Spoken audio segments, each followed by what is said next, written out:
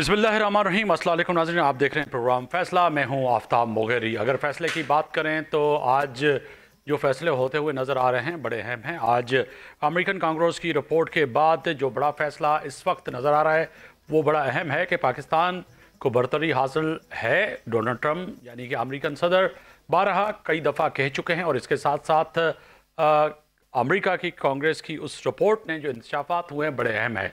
अगर देखा जाए तो हिंदुस्तान जो कि जंग में बारहा पाकिस्तान उस पर बरतरी हासिल है और कई जहाज़ जो पाकिस्तान ने इस जंग में गिराए वो पूरी दुनिया के सामने हैं, मगर अमेरिकन सदर दुनिया के हर कोने में जा जा के बताते रहे कि जी हाँ, पाकिस्तान ने हिंदुस्तान के जहाज़ गिराए। बिलाखिर कांग्रेस की इस रिपोर्ट में भी अब एतराफ़ किया गया, बताया गया कि हिंदुस्तान के किस तरह से पाकिस्तान ने जहाज़ गिराए।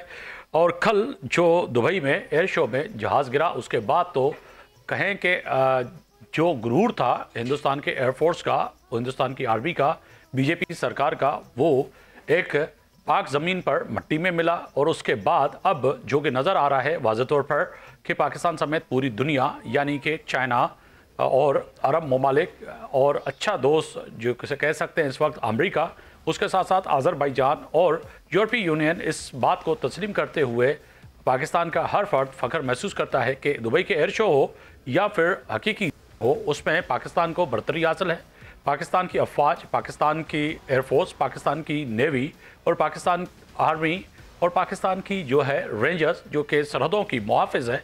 यकीनी तौर पर इस वक्त पाकिस्तान का जो फ्लैग है जो कि पूरी दुनिया में इस वक्त फ़ख्र से पाकिस्तानी वर्सेस पाकिस्तानी लेके घूम रहे हैं। कल के इस जहाज़ के क्रैश होने के बाद पूरी दुनिया में अब कम से कम हिंदुस्तान ये कहने पर मजबूर है और कल सफ़ाए मातम जिस तरह से हिंदुस्तान की मीडिया और आम पब्लिक अब एयर चीफ जो है हिंदुस्तान का उससे इस्तीफ़ा मांग रही है और बारहा जो इस वक्त नाकामियाँ हैं उस पर जो है वाज़े तौर पर सवाल उठा रही हैं।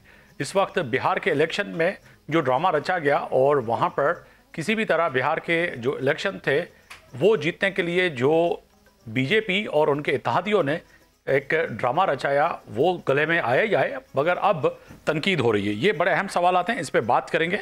हमें ज्वाइन किया है अब्दुल्ला गुल साहब हैं, चेयरमैन हैं तहरीक नौजवान पाकिस्तान, उनसे ही बात करेंगे। बहुत शुक्रिया अब्दुल्ला साहब, आपने वक्त निकाला मेरे प्रोग्राम के लिए। बताइएगा सर, फैसला यकीन तौर पर कुदरत का फैसला बड़ा अहम होता है और आम कहावत भी है कि अल्लाह की लाठी बेआवाज़ होती है। मासूम कश्मीरियों पर, मासूम हिंदुस्तान में रहने वाले अक़लियतों पर, मुसलमानों पर जिस तरह से हिंदुस्तान की फ़ौज और कह सकते हैं कि 8 लाख से ज़ायद फ़ौज कश्मीरियों के जिस तरह से खून रेजी करती आई है। बिलाखिर कांग्रेस की रिपोर्ट हमारे सामने है। कल एयर शो में जहाज़ गिर गया, 8 से ज़्यादा जायद जो है हमने जहाज़ मार गिराए। हिंदुस्तान की आलमी रुसवाई हुई है। बिस्मिल्लाहिर्रहमानिर्रहीम, बहुत बहुत शुक्रिया आपका। देखिए, हिंदुस्तान की आलमी रुसवाई का जो पहला दिन था वो मेरे ख्याल में वो था जब हिंदुस्तान के हवाले से जो पाकिस्तान और हिंदुस्तान के माबैन जंग हुई उसके अंदर हिंदुस्तान का जो झूठा बयानिया था वो ज़मीन बोश हुआ और हिंदुस्तान जो है वो अमेरिका के पास जाके कदम बोशी उसने की और नरेंद्र मोदी ने कहा कि खुदा के लिए पाकिस्तान से हमारी जान बचा लो। और ये बात मैं सिर्फ नहीं कह रहा बल्कि इसका एविडेंस जो है वो न्यूयॉर्क टाइम और वॉशिंगटन पोस्ट अखबार कहते हैं, जो ये कहते हैं कि India was rescued bye United states of America.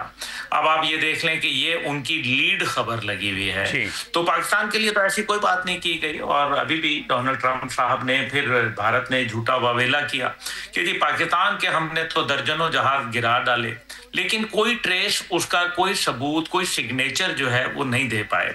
नतीजा ये निकला कि खुद अमेरिका के सदर जो है वो मल्टीपल टाइम्स अब तो 8-0 का इशारा वो करते हैं और ये बात भारत को बहुत बुरी लगती है। आप तो आज सोशल मीडिया पे एक मैं कार्टून देख रहा था जिसमें नरेंद्र मोदी ये कह रहा है कि जनाब अब ये ना कह देना कि ये नवा तैयारा भी पाकिस्तान ने गिराया है। तो अब आप ये अंदाजा कर लें कि ये तेजा जेट है अब ये तेजा जेट जो है ये बुनियादी तौर पे संस्कृत का जबान का लफ्ज है और ये वहां से लिया गया और ये हिंदुस्तान एरोनॉटिकल लिमिटेड ने 1981 के अंदर इस प्रोजेक्ट को जो है वो शुरू किया। तकरीबन 82 बिलियन डॉलर का ये प्रोजेक्ट था और उसके बाद जो है ये पहली परवाज जो है ये कहा तो यही गया था कि ये 20 साल के अंदर जो है वो अपने तमाम जहाज जो है वो इंडिया को दे देगा, क्योंकि वहां के मिग 21 जो थे वो फ्लाइंग कॉफिन्स कहलवाते थे, उड़ते हुए ताबूत। और मिग 21 जो था वो रिटायर हो चुका था कब का, लेकिन मिग 21 को जबरदस्ती जो है वो उड़वाया जा रहा था कि वो किसी सूरत जो है वो, क्योंकि उनकी एयरफोर्स के पास जो तकरीबन 42 स्क्वाड्रंस की जरूरत है वो उनके पास पूरी नहीं होती थी। अभी भी 38 थे उसके बाद, लेकिन अब तो वो कम ही हो गए, मजीद 27 रह गए हैं। तो इसलिए भारत का जो है वो मुश्किलात का शिकार था। लेकिन तेजा की जो पहली फ्लाइट थी 2001 में, उसके अंदर जो है वो कामयाब ना हो पाई और उसके बाद 2015 में पहली दफा तेजा को इंडक्ट किया गया एयरफोर्स के अंदर, और वो भी अभी तक 2 स्क्वाड्रंस, मेरी इतलात के मुताबिक 2 स्क्वाड्रंस उनके पास मौजूद हैं। और फिर जो 113 इंजन का मुआहदा जनरल इलेक्ट्रिक के साथ जो है, जो कि उनके इंजन सप्लायर है, वो अमेरिका के जो GE कंपनी है उसने देने हैं, जो कि 2028 के अंदर उनको पहला इंजन जो है उसका दिया जाएगा। फिर ये तेजा आएगा। तेजा कहते ये हैं कि ये 4.5 जनरेशन जहाज है, लेकिन ये 4.5 नहीं है, ये 4 जनरेशन जहाज है, क्योंकि 4.5 जनरेशन जहाज जो है वो तो राफेल है। अगर ये 4.5 जनरेशन था तो फिर इनको राफेल क्यों खरीदे? तो ये झूठ बोलते हैं बुनियादी तौर पे।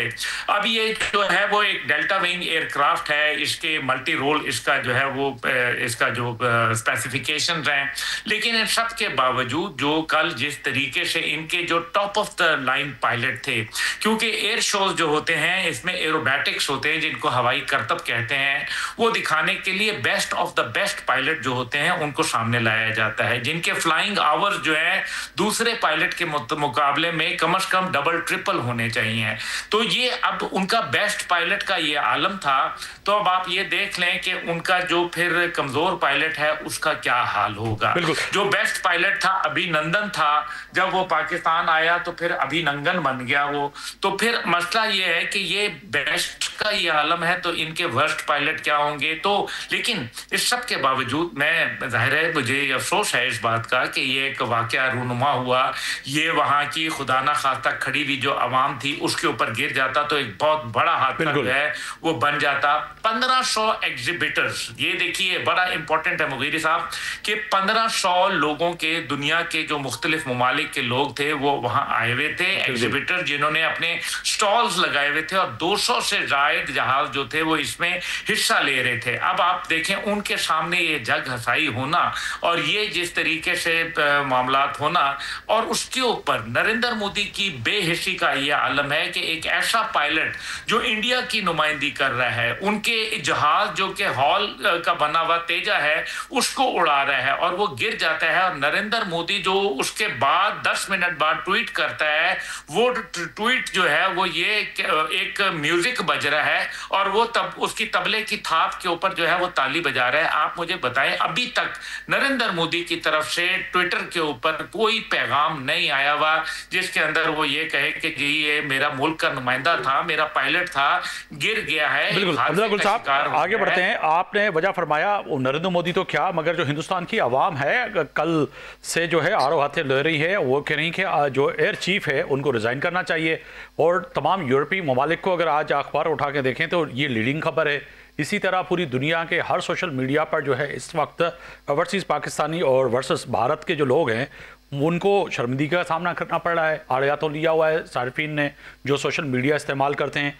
और इसके साथ साथ अगर आगे बढ़ के देखते हैं कि हिंदुस्तान के लोग जो इस जंग के बाद उन्होंने भी सवाल उठाए थे और आज जो है बिलाखिर एयर चीफ से उन्होंने डिमांड कर ली है कि जी आप को रहने का हक ही नहीं है। पिछली जंग में आपने हमारे 6 जो है जहाज़ गिरवा दिए, 7 गिरवा दिए, 8 गिरवा दिए, जो कि आपने भी जिक्र किया, मैंने भी जिक्र किया कि अमेरिकन सदर 12 कह चुके हैं, आप माने ना माने, यानी कि हिंदुस्तान अभी जो जहाज़ गिरा है इससे जो प्रेशर डेवलप हो रहा है, आप समझते हैं कि इंडियन एयरफोर्स के लिए बड़ा ये प्रेशर होगा उनके पायलट के लिए? जी, इस टाइम पे कोई शक नहीं है कि उनके air chief marshal Amarpreet Singh जो हैं, एपी सिंह, उनके लिए ये बहुत बड़ा प्रेशर है। लेकिन एपी सिंह का जो है वो पहले आपने देखा होगा, एक वीडियो बड़ी वायरल हुई, कल भी लोगों ने चलाई, मुख्तलिफ दुनिया के टेलीविजन जो है वो दिखा रहे थे, जिसमें वो तेजा को जो है बड़े आड़े हाथों ले रहे थे और बता रहे थे कि ये जहाज जो है ये बड़ी इसमें कमजोरियां हैं और हमें जो है वो ये जहाज जो है वो हमारे ऊपर जबरदस्ती मुसल्लत किया गया है। अब एपी सिंह जो है ये वही हैं जो उस टाइम पे कमांड भी कर रहे थे, लेकिन इनके नीचे एसपी धारकर थे, एयर वाइस मार्शल जो एयर मार्शल एसपी धारकर थे, जो कि vice chief of air staff थे। जब पाकिस्तान भारत का मामला हुआ तो उन्होंने ये कहा था एसपी धारकर ने कि पाकिस्तान एयरफोर्स के सामने मत भेजो अपने राफेल, क्योंकि कहीं ऐसा ना हो। आपको याद है कि जब लड़ाई से चंद दिन पहले तो उन्होंने बकायदा एक राफेल का स्क्वाड्रन जो था वो भिजवाया पाकिस्तान के बॉर्डर के पास, और उस टाइम पे धारकर ने उनको वापस बुलवा लिया ये कह के कि हम अभी तैयार नहीं हैं। उसके ऊपर धारकर को जो है वो दौरान जंग जो है सुबुकदोश कर दिया गया अपने ओहदे से।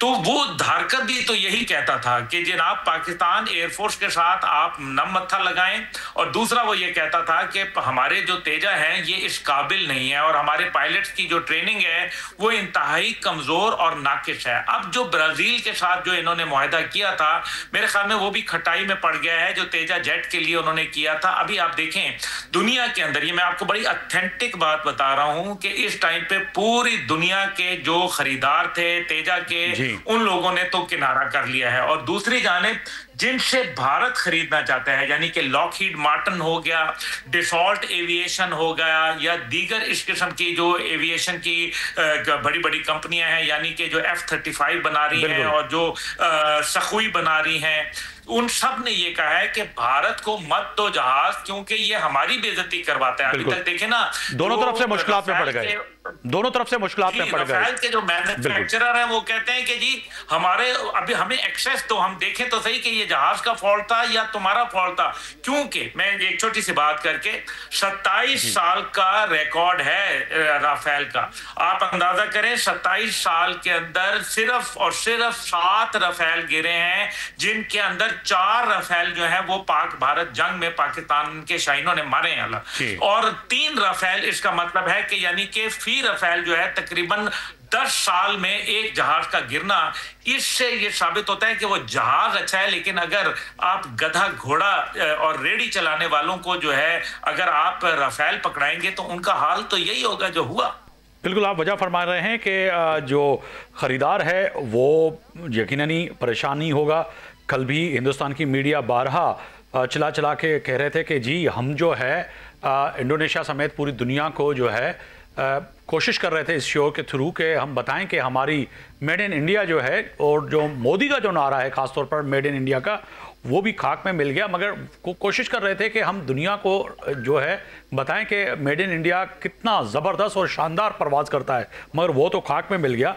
इसके साथ 1947 की आपने बात की कि 1947 से लेकर 2025 तक फ़िज़ाई हादसात में अगर देखा जाए तो बड़ी तादाद है, जो कि 1305 से ज़ायद जो है पायलट जो है अब तक इससे तबाही हो चुकी है, हलाक हो चुके हैं, मर चुके हैं, जो कि हिंदुस्तान है। और आपने वजह फरमाया कि दुनिया जब देखेगी कि भाई आपको ना आपके पायलट को जहाज़ ही पर उड़ाना नहीं आता, आप फ्लाई कर नहीं सकते, आपकी ट्रेनिंग ऐसी है, तो हम आपको अपनी चीज़ दे कैसे, और नाड़ियों के हाथों में, बंदर के हाथ में इतना बड़ा जहाज़ दें कैसे। तो ये सवाल तो पैदा होगा। आप दुनिया की जो एयर इंडस्ट्री है वो क्या सवाल उठाएगी कि अब आने वाले वक्त में हिंदुस्तान जैसा मुल्क जो कि दावा तो करता है, मगर उसके पास इतनी बड़ी तादाद हलाकतों की हो और जहाज़ गिरने की हो, तो उसके आने वाले असरात क्या पड़ेंगे हिंदुस्तान पे?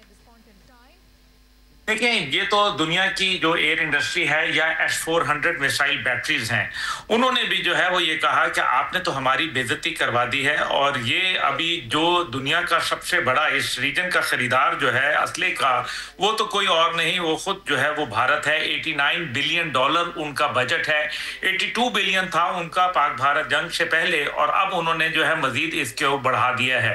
अब ये तमाम चीज़ों को सामने अगर रखें तो आपको ये पता चलता है कि लैक ऑफ ऑफ प्रोफेशनलिज्म वहां मौजूद है, और फिर दूसरा एलिमेंट जो है वो करप्शन का है। आप ये देखें ना कि जो एपी सिंह हैं, जो उनके एयर चीफ मार्शल हैं, उनसे इस्तीफा इसलिए भी डिमांड किया जा रहा है कि वो लोग ये कह रहे हैं कि एपी सिंह ने क्यों एक नरेंद्र मोदी जैसा दीवाना शख्स जो है उसकी बात के ऊपर लब्बैक कहा, और उसको जो है उसके जो अजायम हैं उनको रंग भरने के अंदर अपना किरदार अदा करते हैं। उनको क्लियर कट बताना चाहिए कि ये प्रोफेशनल एथिक्स के खिलाफ है और ये प्रोफेशनलिज्म के खिलाफ है।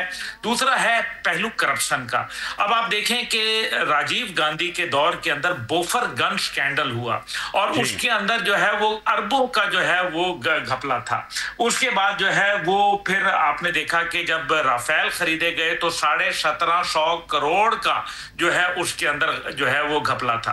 फिर इसी तरीके से एक उनके जो INS Vikrant, Indian naval ship Vikrant जो कि एयरक्राफ्ट कैरियर है, उसके अंदर भी जो है वो एक शदीद घपला था, जिसके ऊपर सिर्फ कहने को तो वो एयरक्राफ्ट कैरियर है लेकिन उसके ऊपर सिर्फ 2 स्क्वाड्रन जहाज के आ सकते हैं, यानी कि वो इतना जो उसकी अफादियत है।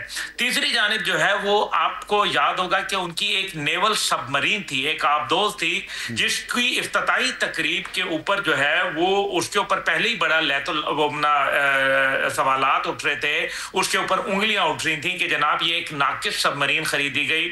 और आप अंदाजा करें कि वो सबमरीन ने जो वहीं पोर्ट पे खड़े खड़े अपनी इफ्तिताई तकरीब में जो उसने डाइव लगानी थी ज़ेरे आब, उसका वो ऊपर से ढकना खुला रह गया, जिससे तमाम पानी उसमें भर गया और वो सबमरीन जो थी वो वहीं की वहीं डूब गई।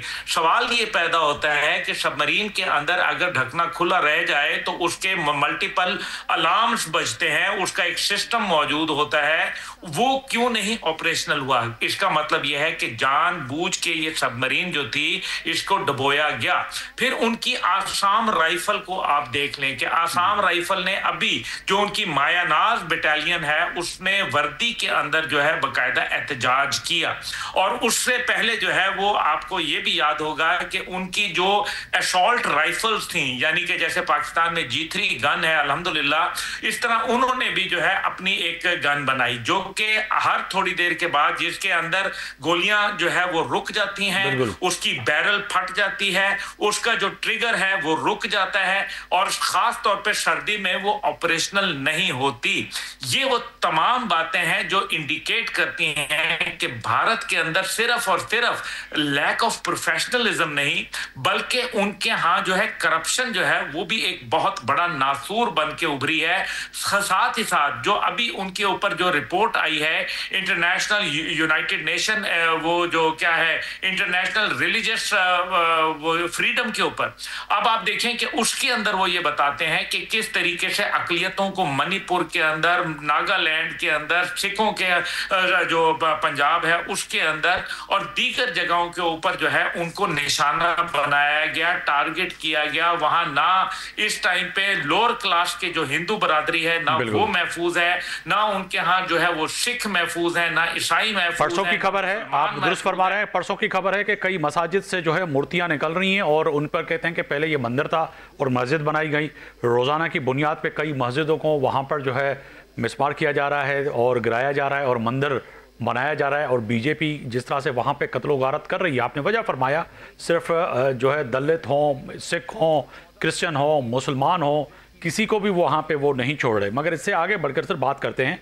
कि क्या अब जो कि हिंदुस्तान का कई जो एक्सपर्ट हमने कल से उनकी ही TV चैनल्स पे देखे जो एयर एविएशन के रिटायर और एक्सपर्ट हैं, वो कह रहे थे कि जी ये इस वक्त तो हमारा जो तैयारा था ये इस उड़ने के काबिल ही नहीं था और एयर शो में आप लेके कैसे गए? तो वो भी सवाल उठा रहे हैं क्योंकि यकीनन वो अपने इस प्रोफेशन से बड़े कह सकते हैं कि सीनियर हैं, मगर कई सवाल उन्होंने भी उठाए हैं जो एक्सपर्ट हैं, जो आज़ाद तजिया है उनका कि ये तो उड़ने के भी लायक नहीं थे।